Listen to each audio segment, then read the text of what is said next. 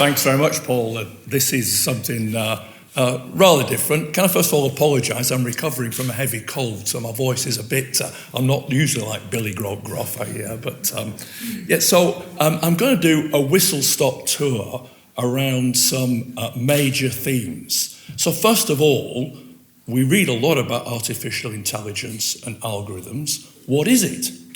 What does it do? What lies behind the box when we lift it? So first of all, what is artificial intelligence? Secondly, what can it do for helping to understand the economy better? And finally, and quite briefly in a condensed way, what do I think its impact on the economy will be? Well, first of all, what is artificial intelligence? It seems, if you don't know about it, it seems something like magic. It's like new technology, from the 22nd century, it's like magic. But in essence, it's actually very simple. Let's put aside the idea of AI for the moment, or any mathematics, and just give a simple illustration. I'm sorry to see that my good friend, Councillor Alan Brett, the leader of the council, isn't here today. I was hoping to see him, but apparently he's away on some sort of fact-finding mission overseas. But what do we know about Councillor Brett? Well, I know that he likes real ale. Now, the world's population, about 7.5 billion, so we're trying to learn something about this person. We don't know who he is. We know he likes real ale. Well, we can immediately exclude almost the entire world's population to start off with. We're already narrowing it down. Now, we can never be certain when we make these deductions, but we can probably think he's male. He's probably male, and he's probably not young. Okay, so we've already got some information from knowing one thing, one like, about Councillor Brett. The second is he has the good sense to like rugby league. So this narrows it down even further. In fact, we feel we might, know him personally already, just from these two likes. So he likes real ale and he likes rugby league. Now let's contrast this person with another hypothetical creature who likes champagne and likes polo. So here's Mr. Real, we don't know for certain, real ale and rugby league, and here's champagne and polo. How do we think they vote? How does real ale and rugby league? If you had to guess, how would you say he votes? Which party does he vote for? Somebody make a guess. It's pretty obvious, isn't it? We say Labour, he votes Labour. How does champagne and polo vote? We don't know for certain. He votes Conservative. So from these two likes, we already can deduce their likely political affiliations. Now, how have we done this? How have humans done this when I've conjured up these mythical figures? Well, what we've done in our minds is we've matched patterns. We've got from our own experience, from media, from films, from literature, we've got patterns in our heads. And when we say somebody likes real ale and rugby league, this draws up a particular pattern. It won't be the same for everybody in the room, but it'll be similar. And when we say somebody likes champagne and polo, another image is conjured up. We're matching patterns in our minds from these facts. And that's all that artificial intelligence does. It matches patterns. It matches patterns. It does it better than humans, but it's simply matching patterns. Well, let's just move on just a little bit from that. Supposing in terms of real ale and rugby league, we have some other people who also like these two things, and we know a few more of their likes. Then it's probable that our first person may share some of these likes. So we can deduce very rapidly from a very small amount of information on likes by having a group of people that their tastes won't completely overlap, but by going backwards and forwards between it, from a relatively small amount of information, we can rapidly build up a pretty clear picture of what these individuals are like. And we can predict things that they might also like or dislike from a very small amounts of information. Now that's what artificial intelligence does. It matches patterns.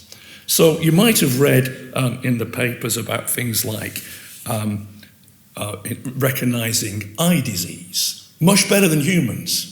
So we get somebody goes away, reads medicine at university, takes 6 years to qualify, and then spends 30 years to become an expert eye specialist. That'll be very good. But in terms of recognizing eye disease, it turns out that artificial intelligence is better, especially in the early stages. And what it's doing is simply matching a pattern. Now, the mathematics of it, how we translate that, might be difficult, but the principle is very simple. You just give the algorithm lots of images of healthy eyes and lots of images of diseased eyes, sometimes at a very, very early stage, and you inform that, and it matches patterns. It finds, it doesn't know anything about eyes. It doesn't know it's even looking at an eye. No, it's not clever in that sense. It's really dim. It's not looking. It doesn't know it's an eye. It's really stupid. But what it can do, it can actually match these patterns. I mean, you've got to think of how you translate the image into the mathematical instructions you give it. But once you've solved that, it's actually matching patterns. Or cancer cells. It's very good at recognizing early cancer. So what it's actually doing, like I say, it's simply matching patterns. Now, obviously, if you give it poor information, then it will come up with poor results, like anything. But if you give it good information, it turns out it's much better than humans at matching patterns. Otherwise, it's stupid. So it's not clever, it's not magic. It's one level it's very stupid, another level it's actually very smart. Now it turns out that this perception that artificial intelligence matches patterns is in fact a really major scientific breakthrough. Think, for example, of translation. Machines now become very good at translating. Now, this goes back 20 or 30 years. I was involved in a couple of big projects 20, 30 years ago. And we thought then that to get machines to have artificial intelligence, you had to try and teach them grammar. You had to teach them to parse a sentence. You had to teach them to spell. You had to teach them to punctuate. And that really got nowhere. But it turns out that's not needed at all. You don't need that. They're good at doing something completely different, which is matching patterns. So you give it lots of examples of documents in one language, lots of examples in another, and it will match the patterns. And it will learn. It doesn't know one's English, one's French. It's no idea. To the machine, these are just symbols. They're just symbols. It doesn't know it's reading English. It doesn't know it's reading French. But it will match the patterns, and it will actually start to translate very, very accurately, very, very rapidly. So that's what it's doing. At one level, it's very, very smart. Another level, it's very, very dim. So that's all that artificial intelligence is. So it's trying to demystify it. But the perception that artificial intelligence, it's an unfortunate phrase, really, because it's like a different sort of intelligence. It's like pattern. If we called it pattern recognition, people wouldn't feel frightened by it. Call it artificial intelligence, you think, no. But that's what it is. It's pattern recognition. And that's what's going on. I'm going to give an example of that very soon. So can it help us increase our understanding of the economy? You might say it's bound to, because economists know nothing, and that will be a fair point, right? But here's an example I'm going to give of pattern recognition. Many of you may recognize these as emojis, which people put on tweets. And you can gather, very, very large numbers of tweets very rapidly. Twitter make available a 1% free sample of all the tweets around the world. So we've got a database of all the tweets in the United States, all the tweets in the United Kingdom, but anything, doesn't matter what they're about. Just collect all these tweets, we've got a database there. And roughly 20% of them have emojis at the bottom. And so we might deduce from this and say, well, okay, if somebody puts a smiley face, the general sentiment, the feeling of that tweet is positive. If you put a glum face, it's going to be negative. So smiley face, positive, glum face, negative at the bottom of a tweet. And it may be people might be using sarcasm and irony and post a very gloomy tweet and put a smiley face on it. That happens. But the sheer number of tweets you can gather dwarfs anything like that. So, for example, we've got a database, which I'm going to show an example at the moment, of all the tweets in the Greater London area since June 2016, for just over 2 years. And this is just off the 1% sample, and we've got 60 million. We've got 60 million tweets in just over 2 years. So you rapidly get absolutely massive samples. If you go out and do a survey, well, it costs a lot of money. I don't know, you probably just walk into the street, Paul, I don't know, but, if you employ a company to do it, you spend a lot of money going out with a clipboard, or you do it online, a lot of money. It's there on Twitter. You can get a sample of 60 million. We can get a sample of 100,000 in a couple of days of tweets. And so what do we do then? This is with a colleague of mine at University College London. You can say, okay, let's match some patterns. And let's tell the machine, here's say 50,000 with a smiley face, and here's 50,000 with a glum face. And what we want you to do, machine, we want you to recognize some patterns. It doesn't know it's reading English, these are just symbols. They could be anything. It doesn't know it's reading a language. Each letter is just a symbol. And match the pattern and find the patterns in the tweets, the groups of symbols, which enable you to say it's positive, and find the groups, find the patterns which enable you to say it's negative. So that's what we can do with these particular type of machine learning algorithms. Say, match the pattern of the symbols in the text to one or the other. And then when you've done that on a big sample, like 50,000 on one, 50,000 on another, then you've got millions to test it out on.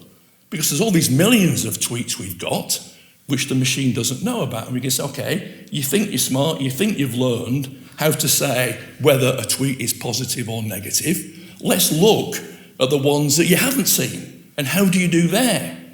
And you can rapidly get, you never get 100%. You never get anything, you never get 100%.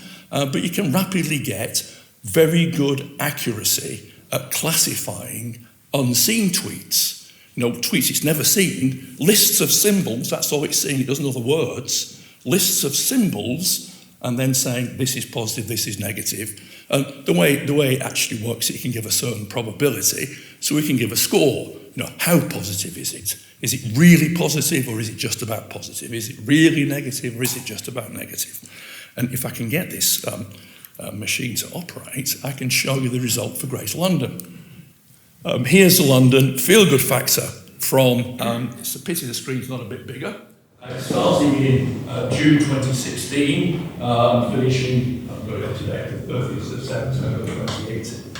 Now, you might not be able to see the details, but here, there's a massive dip down on the 24th of June 2016. So why was that? Well, it's the day after Brexit, right? And London voted massively to remain, and for the rest of the country voted to leave. And they were a gloomy lot. That's almighty.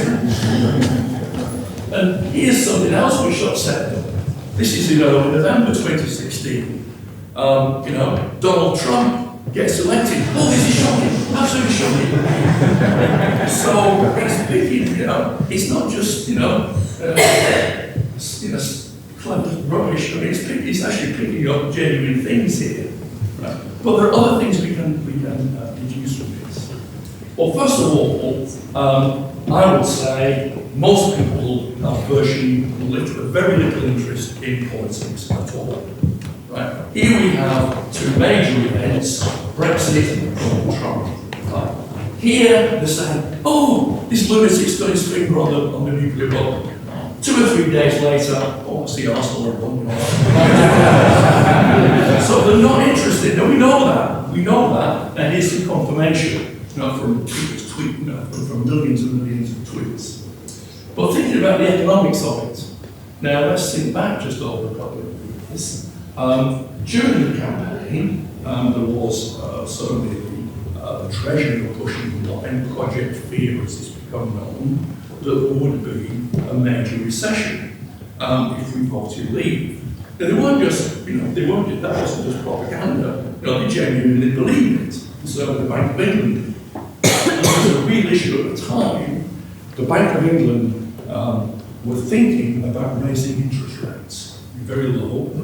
Should we raise interest rates? And they didn't because they were worried about a recession caused by Brexit. Now, in real time, we started to monitor it. We could tell very quickly, in real time, not just waiting months for some economic data to come out, that certainly as far as London was concerned, no, people weren't showing any signs of being depressed. No, they were just as happy, they were quite happy just rubbing along. Sentiment hadn't been affected, so they weren't cutting back their spending. So the Bank of England could have learned very quickly that, in fact, the recession wasn't happening, and they could have pulled it off social media using these pattern recognition algorithms and found out that they could have raised interest rates, and it wouldn't have put the economy into a recession. So they could have learned that. That's one thing they could have learned. It could have affected Bank of England policy, made them better judges of what's going on in the economy. I suppose the other thing, if we look here, it's about the middle of 2017, there's a general drift down. There's a general drift down in the sense. It's not collapsed. There's a general drift down in London sentiment. Over this period, house prices have fallen. So people are feeling more gloomy, less likely to purchase a house. So house prices have been falling, not just in the very centre, very, very rich properties, but generally spreading out now across the southeast. So here's a very simple example. This is just one illustration of how artificial intelligence could help our understanding of the economy. Just a very simple illustration. Now we just finally switch gears slightly and say, well, what does this all mean for the economy?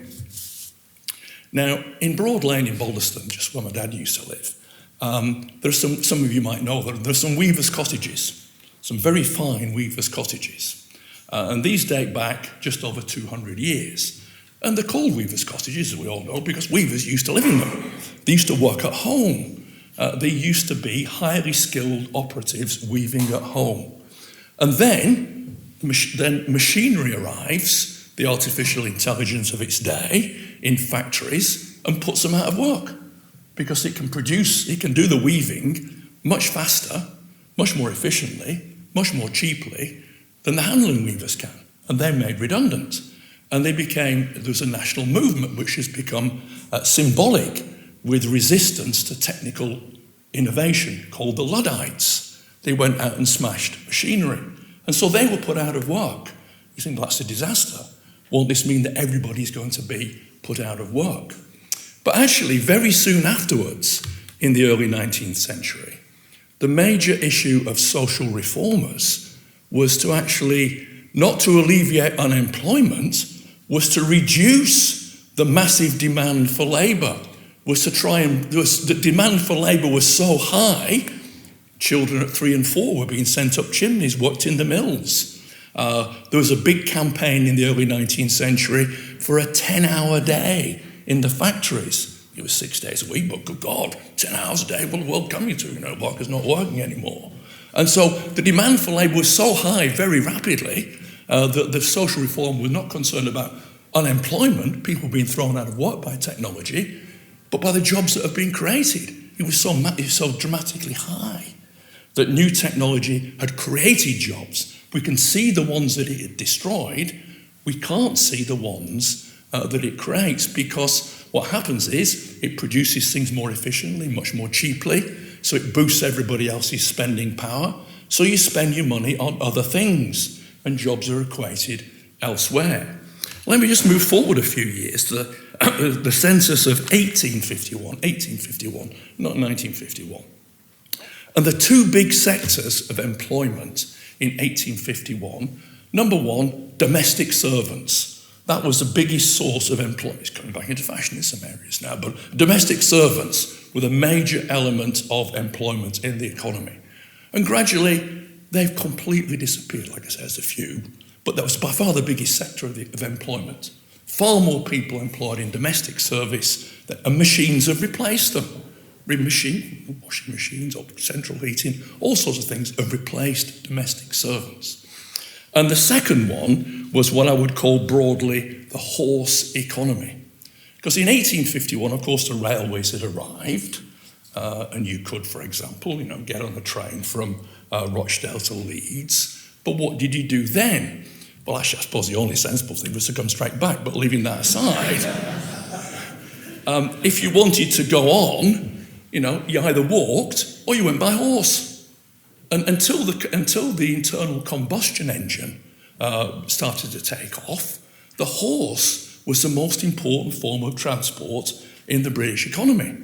And for a long time, until actually quite recently, until well into the 20th century, I mean, even in the Second World War, when the Germans invaded the Soviet Union, the horse was a major part of German armed transport, pulling things around. And now the horse economy, well, it's just people doing clip-clop, a bit of Jim Carn. That's gone, completely gone. All these jobs have been replaced.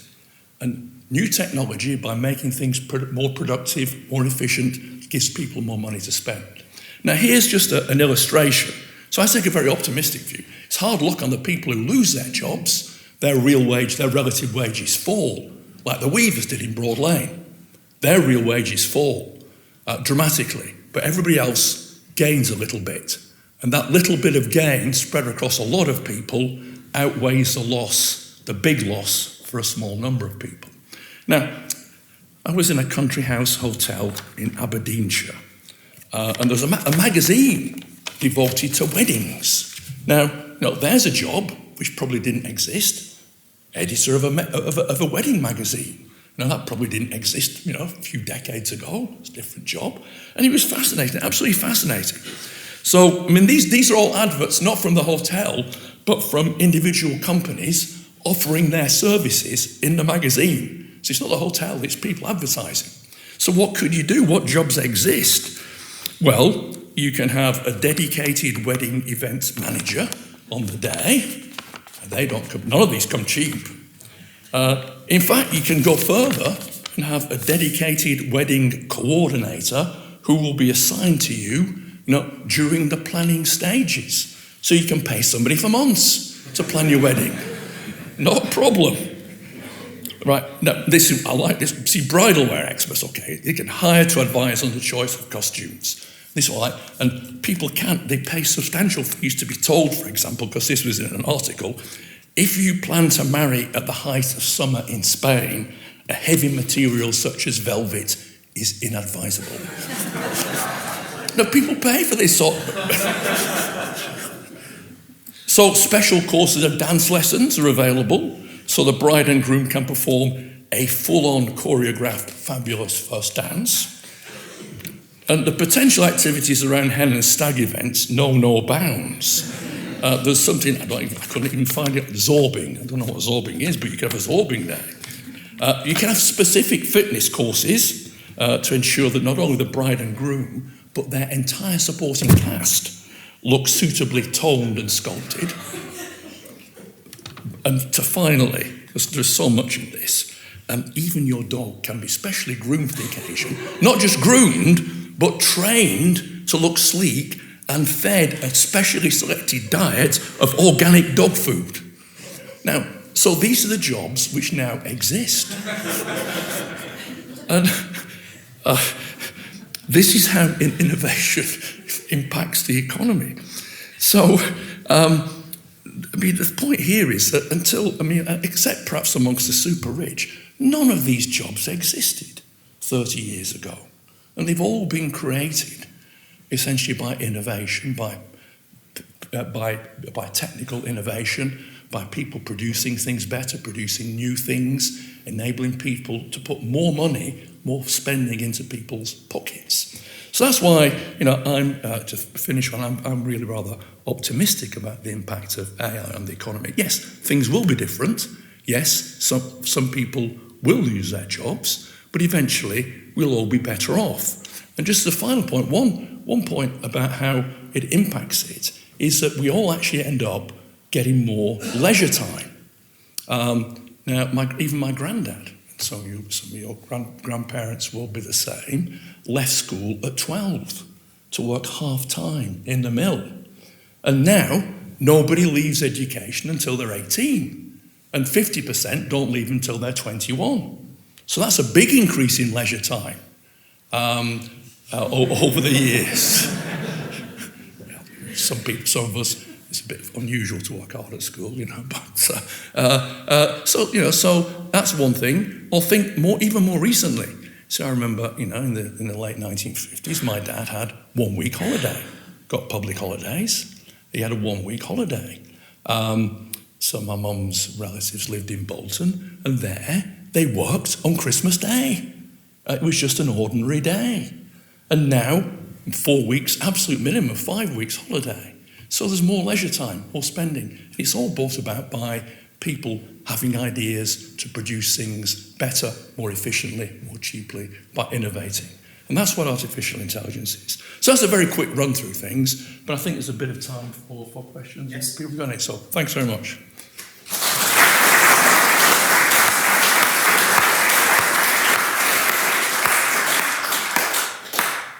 Any questions? Anybody?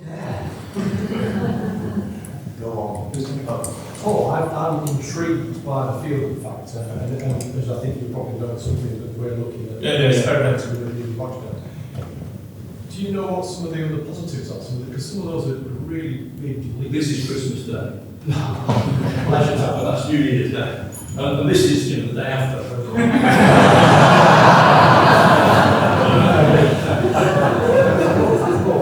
What's the axis on the facade? Because it looks like everybody's grows there. So Well, miserable all the time. no, I mean, that's a good point. I mean, quite frequently, a lot of tweets, what you get is you get a non-trivial proportion of just complete rants.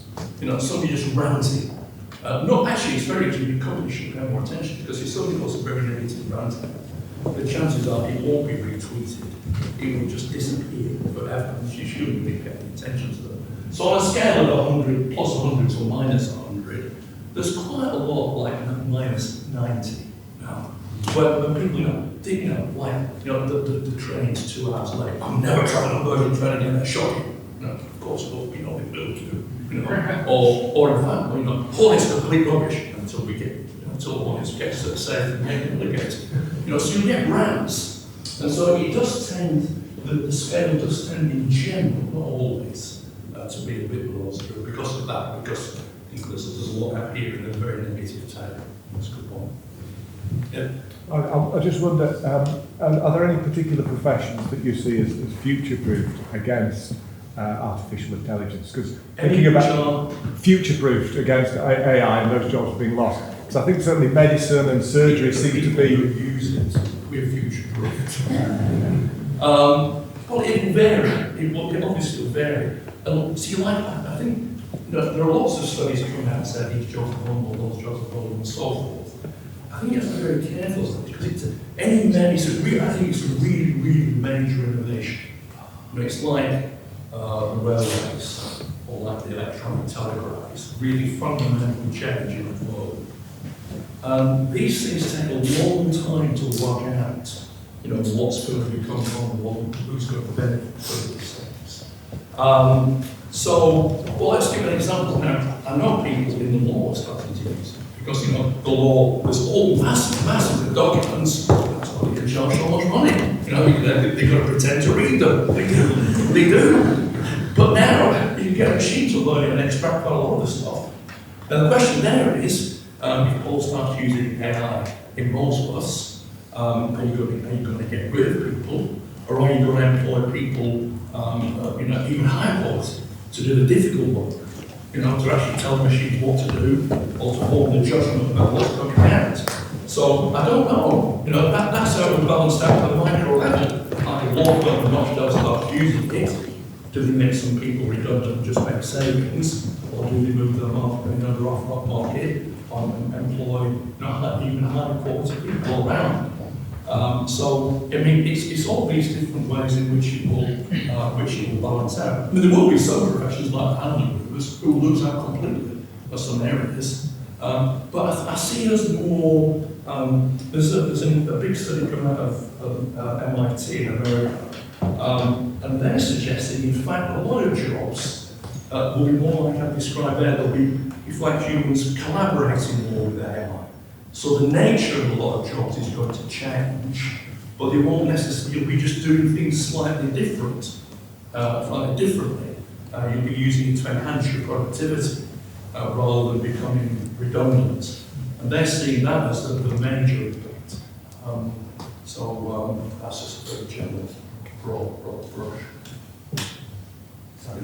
The question is, based on the context of today and what you talked about to do with AI, and obviously watching wanting to generate itself and become a bigger, better town, how can we do better using AI? Because we talk about different industries in terms of lots of space, square footage that we can take up, but I've not heard much about tech in Rochdale at all since I've been back. Well, I suppose that's the challenge of development agents. John Soberly could, I'm sure you're always trying to get tech people in. And there are there's some that I don't know where to say. I think it worked very well. I think Zen are in the room today. Zen in today? Just gone. So they have been in the room. Just gone? Yeah.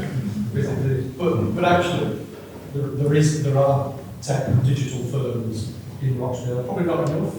And one of the projects that I did actually focus on is creating space for more of that kind of stuff. But sometimes we're not aware of where a lot of digital firms are small in the way. As people will probably know, Zen Internet, Richard Tang started that business in his back bedroom, in his mum and dad's house. Now it employs, one of the biggest employees in Rochdale, employs nearly 500 people. And I was with him yesterday, their growth plans are really exciting. They're looking at big plans to double their turnover over the next 5 years. We've all driven here today. Is driverless technology inevitable? Oh, well, actually, one of the things looking at the moment for relief on the insurance first and monitor attitudes towards driverless cars.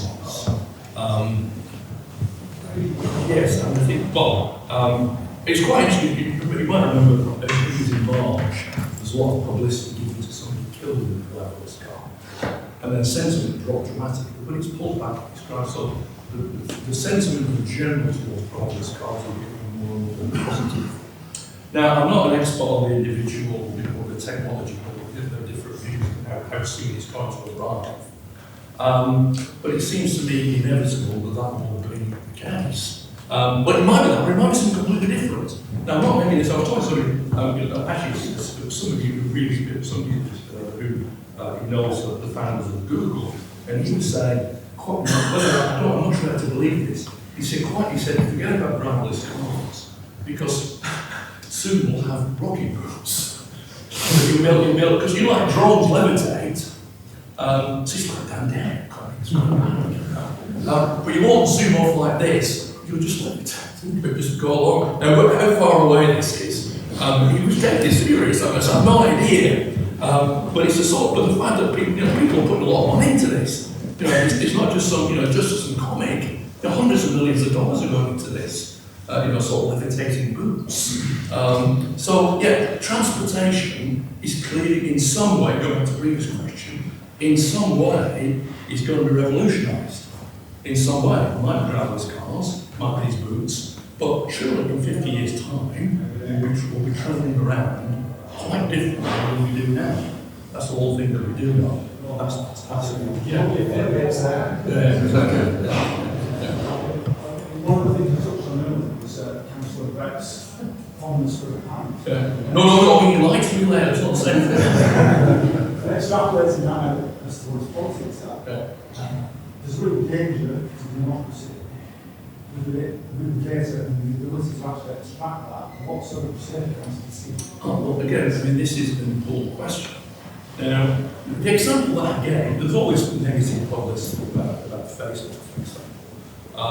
Now, but the opening illustration I gave was to show how easy it is from a few likes to know a lot about a person. It's not some magic. You're not delving into their secrets, or wiring into their brains and getting their secret thoughts. Just their public likes, just a few of those, tells you a great deal about a person. Twitter, for example, is quite different. That's a publishing platform. And so people can post tweets, do so in the knowledge that they'll be published, and they'll be instantaneously available to anybody around the world. So that'll be a slightly different issue. I mean, people are concerned about this. Now, one thing that's, and so there's increasing interest in how you actually regulate data. Now, being an economist, I think, not just alone on this, one way might be to have, is to have markets in data, so that individuals are assigned ownership of your data, and they'd be easy enough to set up, and so you could actually, you could sell it. You could decide to make your individual information available. I mean, just incidentally on that, this can be done very easily. When you click through onto a page, when a page comes up, and there might just be an instantaneous pause before your page comes up, and then some adverts will appear. In that instantaneous pause, actually behind the scenes, auctions are taking place, picking up people, algorithms are bid for the right to show a particular advert to you. And that's what that instantaneous pause is about. So setting up a market and saying, well, this is my data, I'll choose to sell this, or I won't choose to sell it, I'll sell it to you, will be quite easy to design. The infrastructure and technology is already there. That's one way forward. Another way forward that people are creating, you might have seen a few days ago, the guy who invented the internet, not Al Tim Berners-Lee, was talking about an alternative internet, which will be designed differently, which will then actually, from the outset, give protection. This is just the first phase. And this is a really important point, that a major technological advance, we don't see its full impact for a long time. So we've seen the first phase of the internet, privacy is a concern, so people are thinking of ways around this, building that different internet too, where from the outset it's protected. So there are lots of ways forward this, but it is a big concern. But it's not spying. If people choose to put into the public domain information, see from the tweets, from tweets, you can tell if you want to do, you can tell a lot about individuals, just from their tweets, but they choose to publish it. So I don't really think it's, actually it's as well, bots, people worry about bots. They're very easy to identify. The way you do it is actually quite technical, so I won't go into how you actually do it, but they're actually quite easy to when you're looking at a sequence of tweets, you can easily detect whether the bot's active or not. And I don't think they've had much tremendous impact on things. So I'll take a bit of this. Looking at the data, most that's, like you said yourself, you can give you real-time information, but the graph is actually retrospective. Is there scope, do you think, for a predictive element to see where the market is going to be in 3 months? Oh, well, that's what I'm really interested in, is doing predictive analytics. You can look at this, but there's also, for example, this, I thought I was wondering whether to talk about this, but probably not. But I'm actually working with other interesting things, not just what I'm doing, but other people. I'm speaking at a conference we're organising at the end of next month. So one thing we've done is to go back to the middle of 2007, before the crisis, and say, insofar as you only give the algorithms information available at that time. So you don't give it an agreement, you don't know, so it doesn't know the future. And so using these, could you spot patterns? Could the recession in any way be predicted? And the answer is yes. It does suggest both here in America, a recession, it gets the timing slightly wrong, predicts it 3 to 6 months later than it actually happens. And it's not quite as deep, but it predicts a recession. And I have no idea. I mean, I've looked at, over the years, thousands and thousands of series like this, doing statistical analysis. And I'll look at the data that we gave it, and I have no idea what pattern it's found. But it finds a pattern which actually enables it to have called a recession in the winter of 2008, 2009. So it makes prediction more possible, both the micro level in terms of individual tastes, and at the other level of the economy. Maybe we'll find an improvement going forward. So what are your predictions for the new European Union next year? I'm not actually a chance to go on. It's a different topic. Okay, super. Oh, that's brilliant. Thank you very much indeed.